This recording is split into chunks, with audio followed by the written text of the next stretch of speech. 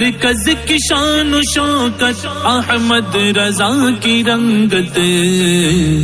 علم و ادب کا دھارا ہے جامعہ ہمارا، علم و ادب کا دھارا ہے جامعہ ہمارا۔ بسم اللہ الرحمن الرحیم۔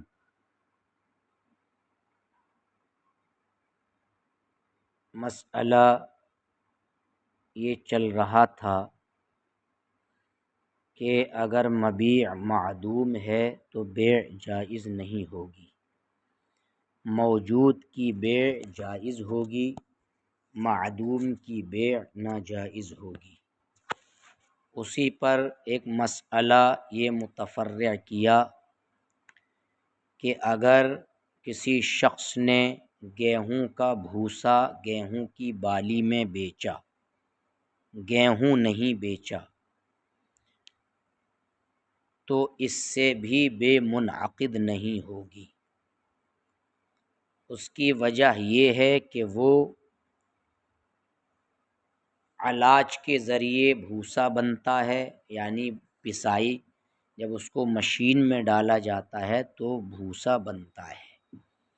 لہٰذا قبل علاج مشین میں ڈالے جانے سے پہلے وہ معدوم تھا، بھوسا نہیں تھا، اور معدوم کی بیع آپ پڑھ چکیں، وہ منعقد نہیں ہوگی۔ لہٰذا گیہوں کی بالی میں موجود بھوسے کی بیع منعقد نہیں ہوگی۔ ہاں البتہ یہ مسئلہ اس مسئلے کے برخلاف ہے کہ چھت میں کھجور کے تنے بیچ ڈالے، چھت میں موجود کھجور کے تنوں کی بیع، دیوار میں موجود پکی اینٹ کی بیع، اور یا کرباس یا دیباج کے ذراع کی بیع، تو ان تمام صورتوں میں یہ بیع منعقد ہو جائے گی۔ لہٰذا اگر اس نے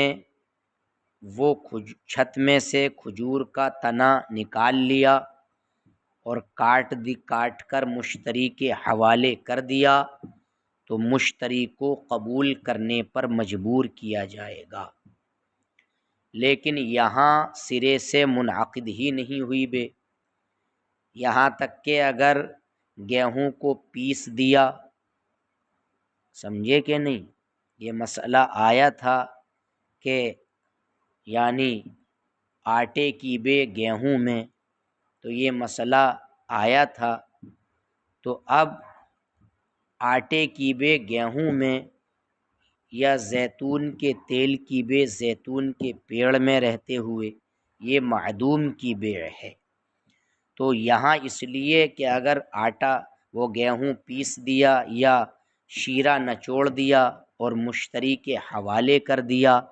تو اس صورت میں قبول کرنے پر مشتری کو مجبور نہیں کیا جائے گا۔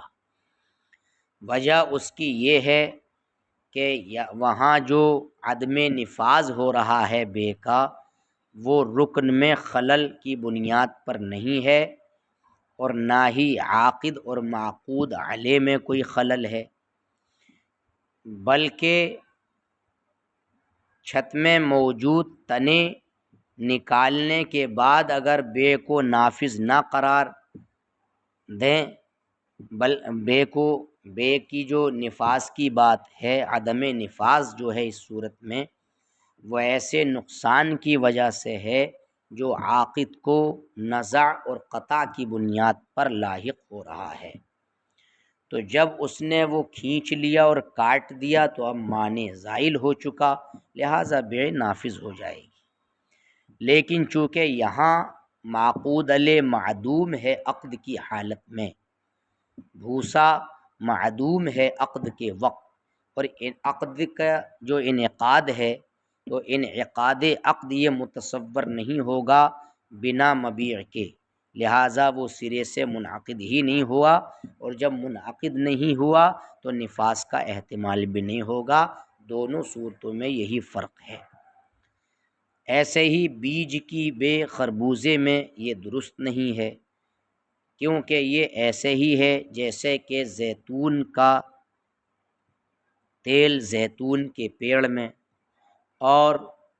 کھجور کی گٹلی کی بیع کھجور میں، سمجھے؟ اور اسی طریقے سے زندہ بکری کے گوشت کی بیع یہ بھی جائز نہیں ہے، کیونکہ وہ زندہ بکری گوشت کب بنتی ہے؟ ذبح اور سلخ کے ذریعے، کہ اس کی کھال اس کے جسم سے اتار لی جائے اور اس کو ذبح کیا جائے، اور وہ ابھی ہے نہیں، تو یہ معدوم کی بیع ہے، لہٰذا منعقد نہیں ہوگی۔ ایسے ہی بکری میں جو چربی ہے اس کی چربی کو بیچنا اور اس کے سرین کو اور اس کے جو ہے اگلے حصوں کو، سمجھ میں آئی بات، اور اس کے سر کو بیچنا یہ بھی نہیں ہوگا۔ زندہ بکری کی چربی، زندہ بکری کی سرین و بازو اور اس کا سر، اور ایسے ہی تل کے اندر کھلی کی بیع، جو کھلی نکلتی ہے اس کو بھی نہیں بیچ سکتے، کیونکہ وہ پلنے کے بعد کھل بنتا ہے۔ سمجھ میں آئی بات؟ تو یہ اتنا دیکھ لیں۔ حتی لو باع طبن الحنطہ فی سنبلها دون الحنطہ، یہاں تک کہ اگر کھجور کی بالی میں کھجور کا بھوسا بیچا نہ کہ گیہوں، تو منعقد نہیں ہوگی، اس لیے کہ وہ بھوسا کاروائی کے ذریعے بنتا ہے، مشین میں ڈالنے کے ذریعے، باریک کرنے کے ذریعے، تو وہ اس سے پہلے بھوسا نہ ہوا یا نہ تھا تو وہ معدوم کی بیع ہے، لہٰذا منعقد نہیں ہوگی۔ اور برخلاف یعنی چھت میں موجود تنے کی بیع اور دیوار میں موجود پکے اینٹ کی بیع اور کرباس یا دیباج کی زراع کی بیع یہ منعقد ہو جائے گی، یہاں تک کہ اگر اس کو کھینچ کر کاٹ دیا اور مشتری کو دے دیا، یجبر علی الاخذ، تو لینے پر مجبور کیا جائے گا، اور یہاں سرے سے منعقد ہی نہیں ہوگا، یہاں تک کہ اگر پسوا لیا گیہوں یا شیرہ نچوڑ لیا انگور وغیرہ کا اور مشتری کو دے دیا، تو قبول کرنے پر مشتری کو مجبور نہیں کیا جائے گا، کیونکہ وہاں بے کا عدم نفاذ نہ ہی رکن میں خلل کے پیش نظر ہے، نہ ہی عاقد اور معقود علیہ میں پیش نظر ہے خلل کے پیش نظر، بلکہ ایک ایسی مضرت کی وجہ سے ہے جو نزع اور قطع کی بنیاد پر عاقد کو لاحق ہو رہی ہے، لہٰذا جب وہ کھینچ کر کاٹ ڈالا اس کو تو معنی زائل ہو گیا، تو اب بے کے نفاذ کا قول کیا جائے گا۔ لیکن یہاں چونکہ معقود علیہ معدوم ہے آٹے والی صورت میں، اور زیتون کے تیل والی صورت میں، زیتون کے پیڑ میں زیتون کے تیل کی بیع اس صورت میں معقود علیہ چونکہ معدوم ہے عقد کی حالت میں،